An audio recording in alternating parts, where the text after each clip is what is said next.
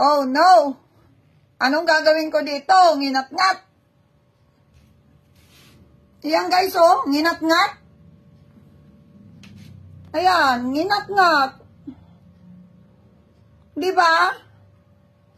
Ano ba masasabi natin? Ayan, oh. Nginat-ngat. Diba?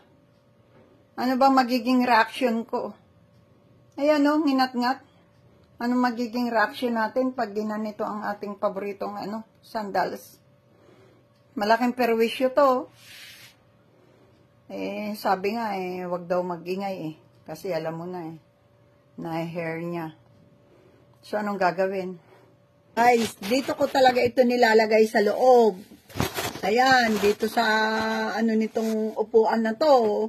Dito sa loob na ng bahay, hindi dito makapasok ang RAT. Ito guys, ito talaga dito, sinusupot ko talaga ito.